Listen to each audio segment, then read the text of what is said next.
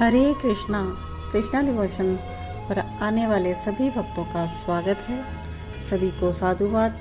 आप भक्ति मार्ग पर अग्रसर हो रहे हैं और प्रभु की कथा जो आप सबको घर बैठे ही सुलभ हो रही है, आप सब कृष्ण कथा का आस्वादन कर रहे हैं। तो पिछले भाग में हमने श्रवण किया कि कंस के द्वारा भेजे गए मल्लों का यानी कि चानूर मुष्टिक का बलराम और कृष्ण वध कर देते हैं और भगवान कृष्ण के द्वारा कंस का भी वध किया जाता है। तो नागरिक बहुत ही प्रसन्न होते हैं और मथुरा में विजय उत्सव की तैयारी आज हो रही है। तो आइए श्रवण करते हैं श्री कृष्ण चरितमृतम भाग 201 मथुरा में विजय उत्सव। श्री कृष्ण चंद्र की जय हो।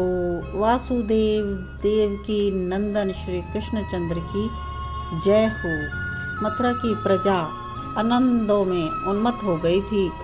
नागरिकों की भीड़ जयकारा लगाते हुए आई।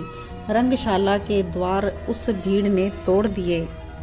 नंद बाबा ने देखा ये भीड़ कहीं मेरे लाला को हानि ना पहुंचाए। वो संभालने के लिए आगे बढ़े। तब तक तो भीड़ पहुंच चुकी थी श्री कृष्ण के पास। ब्रजराज अपने लाला के पास जा भी ना सके। भीड़ ने उन्हें दूर सा कर दिया। नंद बाबा चिल्लाए, मनसुख, श्रीदामा, मधुमंगल, कन्हैया को संभालो, उसे अकेले मत छोड़ना। मनसुख और श्रीदामा आगे बढ़े पर भीड़ साधारण नहीं थी। रंगशाला में तो जो लोग बैठे थे वो तो थे ही, बाकी मथुरा के नगर के सारे नर नारी कंस का वध कर दिया, कंस का वध कर दिया। बालकों ने ये सुनकर तो उत्साह से भर गए और सभी लोग चल पड़े। ये उन्हीं की भीड़ थी जिसने आगे आकर सीधे श्री कृष्ण और बलभद्र को कंधे पर उठा लिया। मनसुख चिल्लाता रह गया, कन्हैया, ओ कन्हैया। श्रीदामा चिल्लाया, लाला, ओ लाला। पर नहीं, ये सब दूर होते चले गए।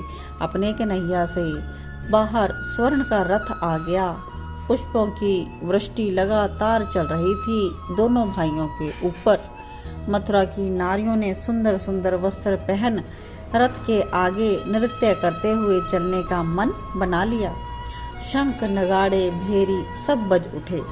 कंधे पर रखकर युवाओं की भीड़ बलराम कृष्ण को लेकर आई और रथ में विराजमान किया।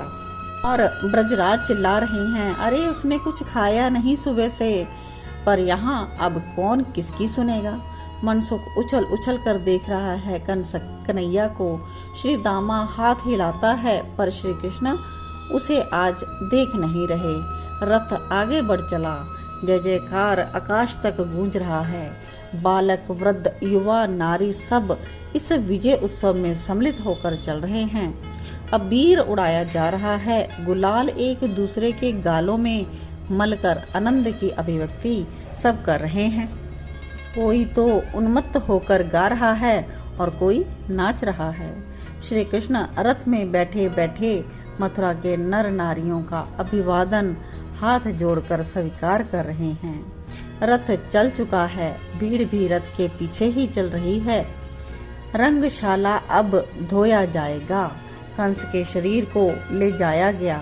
उसकी पत्नियां आईं, अस्थि प्राप्ति, बहुत रोईं और ये सब ब्रजराज देख रहे हैं। और कुछ देर बाद ब्रजराज बोले, चलो वहीं यमुना के किनारे चलते हैं, कन्हैया वहीं आ जाएगा।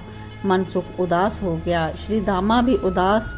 उसके सखा ने आज इन्हें छोड़ कैसे दिया। ब्रजराज मौन चल रहे हैं यमुना के किनारे।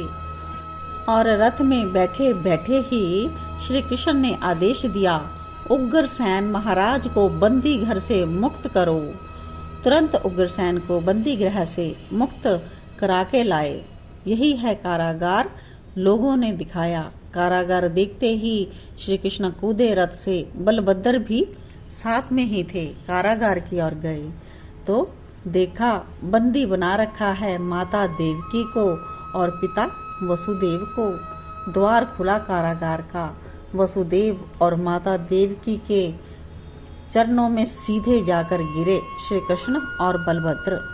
देवकी माता तो रो पड़ी। अपने प्राण प्रिय पुत्र श्री कृष्ण को देखकर उनका हृदय भर आया। वात्सल्य के कारण उनके वक्ष से एक दूध की धारा भी निकलने लगी।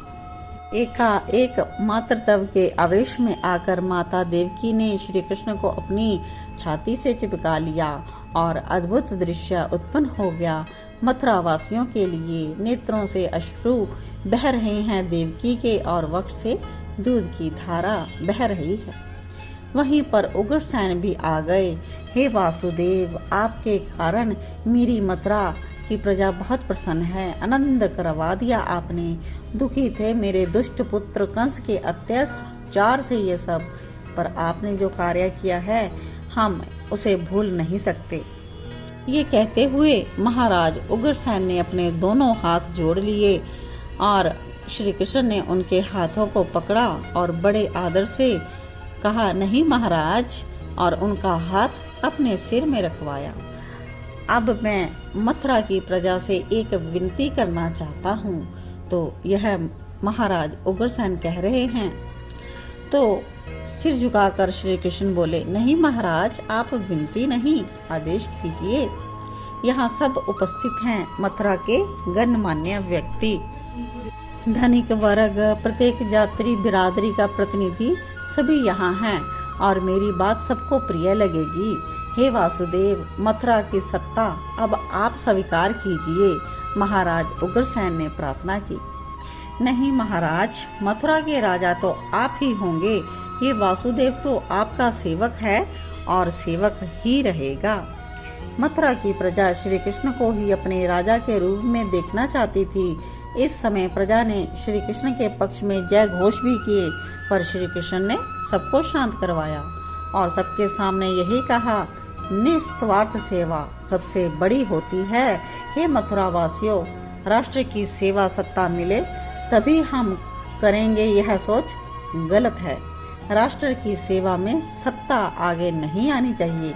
मैं सेवा करूंगा राष्ट्र की, अपनी मातृभूमि की, पर सत्ता में रहेंगे महाराज उग्रसेन। तो इस प्रकार उग्रसेन ही राजा थे मथुरा के और द्वारका के भी, पर मथुराधीश और द्वारकाधीश तो श्री कृष्ण ही कहलाए। नेत्र सजल हो उठे उद्धव के। उद्धव यह प्रसंग सुना रहा है। कितना महान व्यक्तित्व है हमारे श्री कृष्ण का। सेवक बनकर रह गए उग्रसेन के सामने। मैंने स्वयं देखा और मैं तो देखता ही रहता था। उग्रसेन के सामने कभी सिर नहीं उठाते थे श्री कृष्ण जी। और महाराज जी बस यही कहना, उनकी हर बात को मानना। ये कहते हुए अपने अश्रु पोंछे उद्धव ने।